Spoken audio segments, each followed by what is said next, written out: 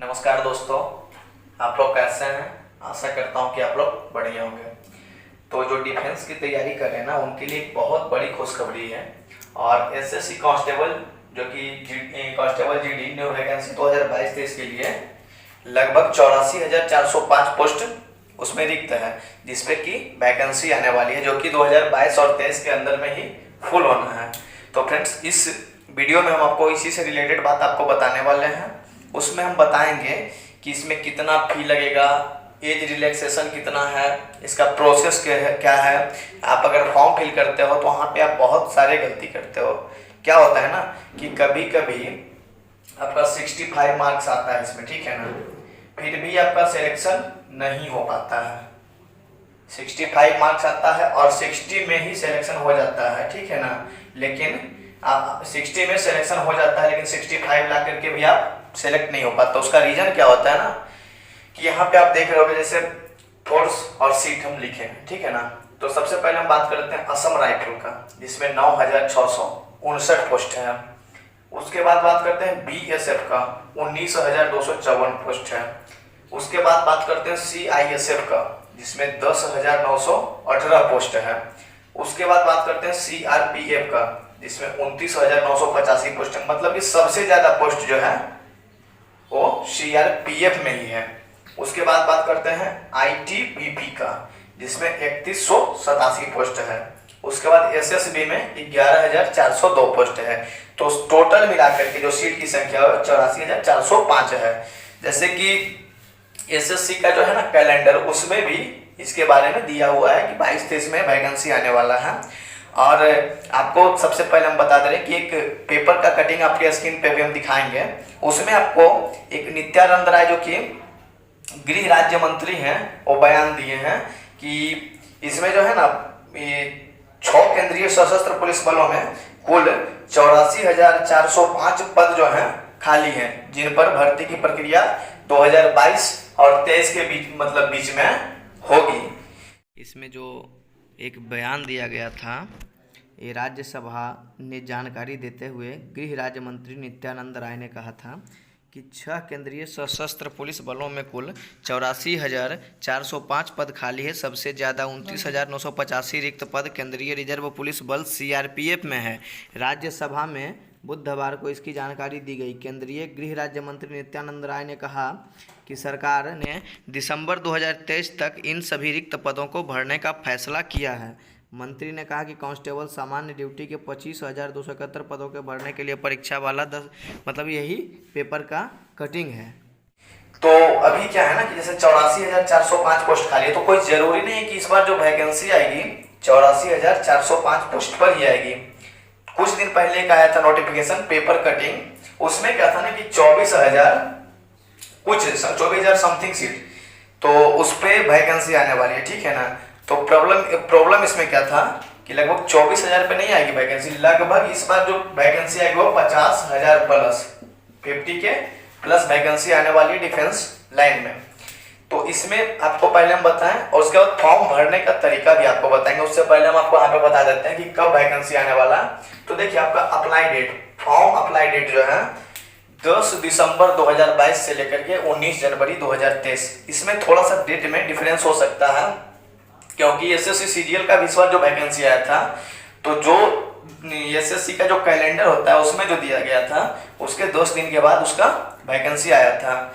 इसमें भी हो सकता है 10 दिसंबर ना होकर के 19 दिसंबर 2022 को आया, या 20 दिसंबर 2022 को आया, लेकिन 2022 में वैकेंसी आएगा ही आएगा।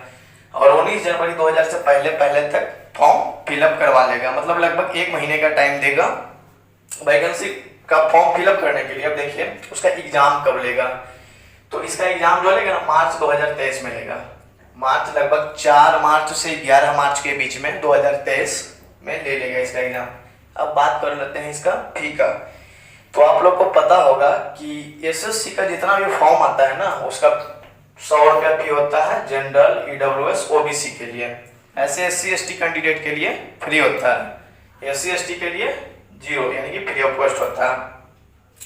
तो यहाँ पे फी जो है जनरल, ईडब्ल्यूएस, ओबीसी तीनों का 100 रुपया लगने वाला है। उसके बाद एज की हम बात कर लें, तो एज है 18 साल से 23 साल। इसमें अगर जो कैंडिडेट ओबीसी से बिलोंग करता है उसका एज रिलैक्सेशन है वो 3 साल बढ़ सकता है, उसका SC ST है उसका 5 साल बढ़ सकता है, यानी कि SC ST के लिए 5 साल एज रिलैक्सेशन है। अब देखिए क्या है कि आप लोग बात करोगे कि भाई एज कब से काउंट होगा, तो आपको बता दे रहे हैं कि एज तो ऐसे काउंट 1 जनवरी 2022 से होगा, लेकिन ये कोई जरूरी नहीं कि 1 जनवरी 2022 से ही होगा, मतलब इतना तक आपको 18 साल से लेकर के 23 साल पूरा हो जाना चाहिए। अगर हो सके वैकेंसी सपोज दैट अगर 1 जनवरी 2023 को आवे, अगर 1 जनवरी 2023 आवे तो यहाँ पे 22 की जगह 23 हो जाएगा। 1 जनवरी 2023 तक आपको 18 साल पूरा हो जाना चाहिए, और मतलब 23 साल भी 23 साल से ऊपर का नहीं है, जैसे जो जनरल कैंडिडेट है उनके लिए 23 साल से ऊपर के हो जाएंगे तो उनके लिए यहाँ पे सीट नहीं है।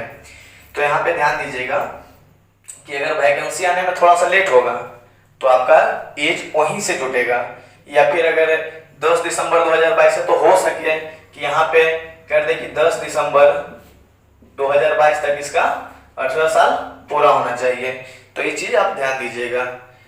उसके बाद देखिए सिलेक्शन प्रोसेस, तो सिलेक्शन जो होता है कोई सिलेक्शन विदाउट एग्जाम होता है, किसी में एग्जाम होता है, तो एग्जाम होता है किसी में पीटी मेंस दोनों होता है, या फिर किसी में एक सीबीटी दे करके आप पास कीजिए उसके बाद मेरिट बनता है, तो उस तरह से होता है। इसमें क्या एग्जाम सिलेक्शन प्रोसेस से बता दे रहे हैं कि रिटन एग्जाम होगा, पीएसटी एंड पीटी मेडिकल और डीवी।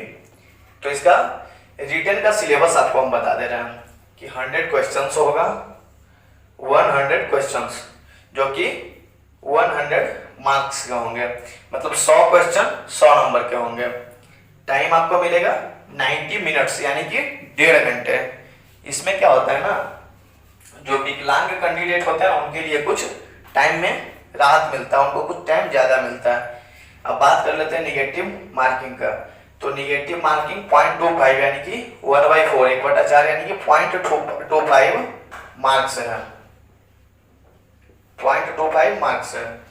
अब इसमें क्या आएगा, तो आपका सिलेबस है जीके जीए या सीए यानी कि करंट अफेयर्स 25 क्वेश्चन आ जाएगा, मैथ से 25 क्वेश्चन आएगा, रीजनिंग से 25 क्वेश्चन आएगा, हिंदी या इंग्लिश से 25 क्वेश्चन आएगा। अब आपका पोस्ट का जो यहाँ पे बता रहे थे कि 50,000, ये कहाँ से रहे, तो हो सकता है कुछ कम और ज्यादा भी हो सकता है।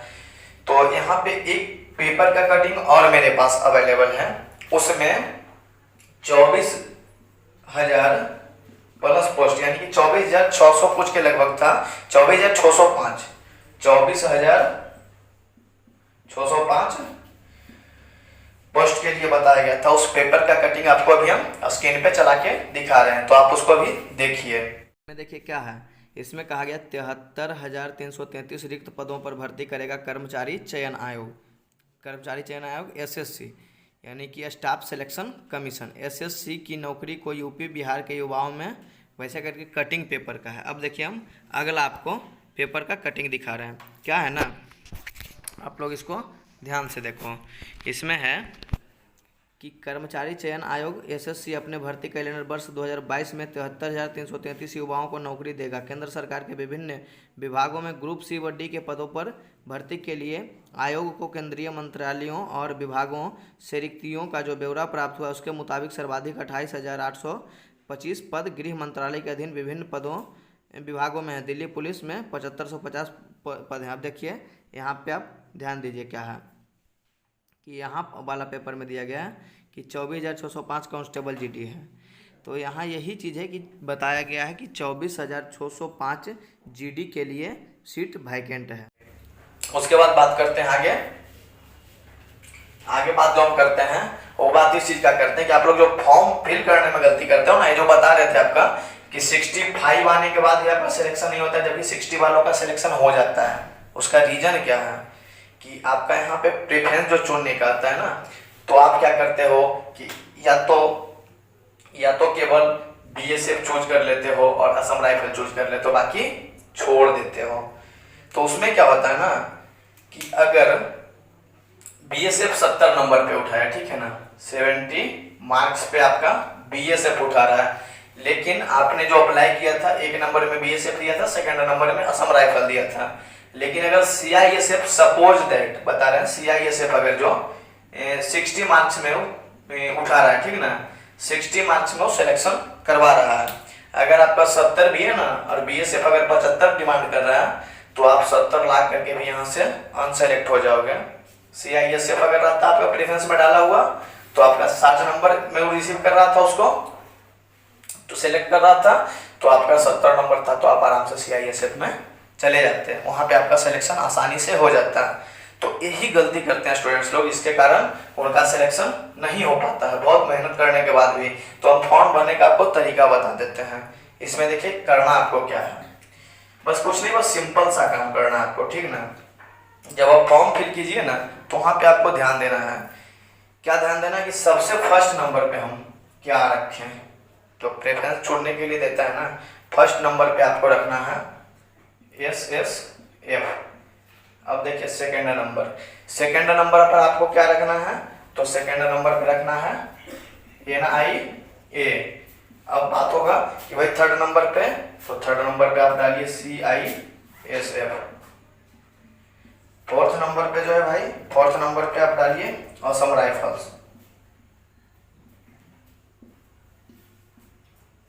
फोर्थ नंबर पे आप असम राइफल को डालिए। फिफ्थ नंबर पे डालिए ITBP को। अब यहाँ पे है कि फोर्थ नंबर पे वो डालें तो सिक्स्थ नंबर पे SSB को डालिए। उसके बाद सेवंथ नंबर पर BSF को डालिए और आप 8th नंबर पे जो है CRPF को यहाँ पे डालिए। अब इससे क्या होगा फायदा, जो हम आपको बता देते हैं कि SSF और NIA लगभग 90+ मार्क्स पे ही इसमें सेलेक्ट आप हो पाइएगा। अगर आपका मार्क्स 90 से प्लस हो तो, अगर 90 से कम हो तो इस सब में क्या है ना कि district wise, state wise selection होता है। तो आपका स्टेट, आपका डिस्ट्रिक्ट में कितना नंबर मतलब खोज रहा है, उस अनुसार से आपका यहाँ पे सिलेक्शन होगा। तो आप देखिए क्या है कि अगर आपका 60 नंबर है, ठीक है, देखिए पहले अगर आप एग्जाम देते हैं SSC GD का तो आपको 60 नंबर आता है, ठीक है ना, 60 मार्क्स। अब आपका यहाँ पे 60 मार्क्स आया। अब हम देख रहे हैं कि 60 मार्क्स में SSF NIA नहीं हो रहा है, हो सके कि CISF Assam rifle ITBP 60 number में नहीं हो रहा है, लेकिन BSF CRPF ये सब लगभग 60 में आ जाता है। क्योंकि देखिए इस सब में बंदा बहुत कम डालता है, रीजन क्या ना, थोड़ा सा खतरनाक है, लेकिन जो देश का सच्चा सिपाही होता है, सच्चा सेवा करने के देश से जाता है ना, तो BSF CRPF ही पहले सेलेक्ट करता है भाई। तो यहाँ पे कम नंबर पे भी आपका सिलेक्शन हो जाता है। तो अगर आप भाई पूरा डालोगे ना, पूरा डालोगे तो 60 मार्क्स है तो ऑल ओवर इंडिया में कहीं ना कहीं आपका सिलेक्शन हो जाएगा। अगर डालोगे ही नहीं तो भाई वहां पे अगर एलिजिबल भी तुम हो लेकिन तुम जा नहीं सकते हो। तो वही है कि आपको खाली कहीं पे नहीं छोड़ना है। अगर इतना जो है फोर्स का वैकेंसी आ रहा है तो जॉन सा पोस्ट के लिए तो आप टोटल पोस्ट में ट्राई करो। हो सके अगर आपका असम राइफल में नहीं हो तो BSF में हो, BSF में नहीं हो तो CISF में हो। इस तरह से आपका कहीं ना कहीं सिलेक्शन आराम से हो जाएगा। तो आशा करता हूँ कि मेरा ये वीडियो जो है आपको बहुत हेल्पफुल होगा। अगर आपको हेल्पफुल लगता है तो फटाक से जाके मेरे चैनल को सब्सक्राइब कर दो भाई, वीडियो को लाइक कर दो। पूरा वीडियो देखने के लिए धन्यवाद। जय हिंद।